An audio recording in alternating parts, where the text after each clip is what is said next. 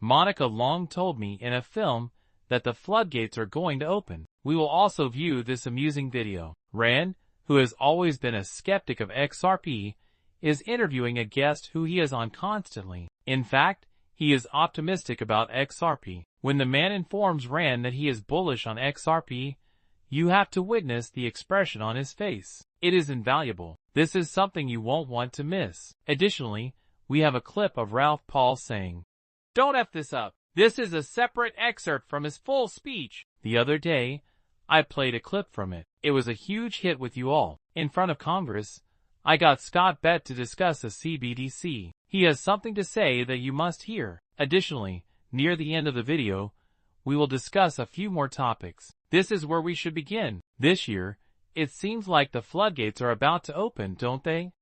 For example, in the last week or 2 weeks, a sub 121 has been called back or rolled back, and in what seemed like minutes, CEOs like Bank of America have stated that we're all in. Mario, there you have it. We're all in, according to Bank of America CEOs. We can also point to the events that took place in Davos in January of this year, where Goldman Sachs and BlackRock were both highly vocal regarding cryptocurrencies. This is a new movement, and I believe that the Biden administration as a whole clamped down on the industry, telling individuals to be prepared for lawsuits if they wanted to construct and connect. People simply avoided it as a result. The headache isn't worth it, they remarked. Since American markets haven't been opened up yet, we're not even that optimistic. The unlocking of American markets will take some time. You understand that in order to accomplish it, regulations must be put in place. Stablecoin regulation will come first. At the moment,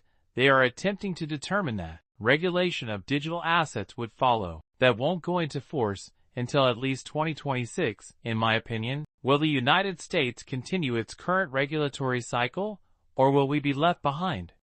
We have not yet seen it. I can't wait to see what will happen. I'm hoping that the tariff situation is resolved. Well, I have some information about the economy that will be disclosed shortly. You should go see that, in my opinion. That provides a thorough overview of what to anticipate. This Rand clip should be played now since I started laughing. I was powerless to stop myself. This is what I had to bring to you. He only discusses XRP in a brief clip that lasts approximately 26 seconds. But you have to watch the exchange because you know you don't hear this much. Additionally, I feel fairly fantastic whenever I see Rand wearing a smug expression. You are aware of what is happening. What are we purchasing? Bitcoin, that is. Bitcoin, of course. I've been saying this for a while, after all. You are aware of this. I have stated this on your broadcast. I essentially thought that Bitcoin supremacy would continue to rise for a very long period when the ETFs for the cryptocurrency were released, because I believe that many people in the cryptocurrency industry, particularly retail traders, are unaware of the size of institutional flows. Alright? People don't comprehend Ethereum, therefore when these institutional flows arrive, they won't go there. It is incorporated into Bitcoin, and you have to be overweight as more and more of those flows go into Bitcoin. Bitcoin in general. Let's talk about Bitcoin now. Yes, we're short ETH, Bitcoin. I don't see why I should possess it. It is part of our portfolio as a hedge. In essence, I have been saying this for years. The asset has no justification for ownership. The technology itself was comparable to smart contract platforms BlackBerry. There are superior L1s available. I'm obviously a Solana bull, but there are other L1s that are more useful and have more applications for widespread use than Ethereum. It's being crushed by fundamentals. Even with the recent slowdown, they still account for 2/3 of all blockchain activity on all networks. What else? Furthermore, I do believe that Ripple is a solid investment. I can't believe I'm saying this. I am aware. Now you ask me, as an investor or trader, where I believe there is potential for profit. Waiting for his response is one of the reasons. Was it worthwhile? Would you like to watch it once more? Because it was fantastic. It's fantastic. Again, I think it's unbelievable that I'm confessing this. In my opinion, Ripple is a wise investment. I am aware. Listen now. As an investor or trader, you ask me where I believe there is potential for profit. Remember, I manage a fund, so that's part of the reason. One of the most liquid assets available is Ripple. You heard it directly from the man.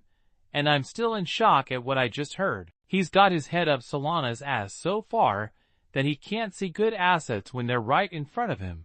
So he can't believe what he just heard. He has been disparaging XRP for years. For the sake of understanding, I used to listen to a show. I simply couldn't handle all of the criticism about XRP. Therefore, I think it's really fantastic that he has someone on his show that can see the trade even though he obviously can't. XRP will see the stars, alright. Let me play this then. Additionally, the foundation of currency is the everything code. The two most important assets in the planet. Technology comes first, followed by cryptocurrency, and everything else is dwarfed by crypto. In all of recorded history, it is the asset with the best performance. This has never happened to us before. Here is Bitcoin's 130% annualized growth since 2012, including 3 massive drawdowns, that is, Solana at 142 and Ethereum at 113. Solana, of course, begins later. As a result, the returns are massive. If you look at Bitcoin's market capitalization, which is now less than 2 trillion, 200 trillion would be 100 times our existing stake, or roughly $10 million worth of Bitcoin. Where do you believe the price of XRP will be much higher than it is currently, if we had $10 million worth of Bitcoin? Cryptography then released this. In the XRP ecosystem, it dominates all first to 5 protocol types. This is what I told you would happen in the summer of 2025. And it's only just beginning. This is a fantastic deal, in my opinion. Recall that developers were not allowed to build on the XRP ledger for years because they were unsure if it would survive the SEC case. Additionally, there is some upcoming smart contract capability that will enable the development of other DeFi protocols and applications. More XRP, more transactions, and more volume will be needed for all of this, which should result in more users and higher prices. You mean there's a lot more in there? I adore it. I therefore felt that having this at the conclusion was fantastic. The new digital euro ecosystem's programmability layer will be supplied by Quant. This has long been known to us. Quant has been collaborating on CBDC technology with the ECB, the Bank of England, and several other European nations. Here, using Quants, you could obtain some interoperability. Quant programmable layer is mentioned, and you may want XRP as a settlement asset for Prosper. With Quant, it performs nicely. We will have to wait and watch how that plays out. I hope today is amazing for all of you. I appreciate you being here. Please give the video a like if you found it useful. Kindly forward it to anyone else you believe would find it useful. Additionally, if you keep returning for content and are not signed up or subscribed to the channel, consider doing so. Our goal is to reach 100,000. I'd love to take you along for the ride. I'll see you all again soon. We are Crypto Crafters. See you.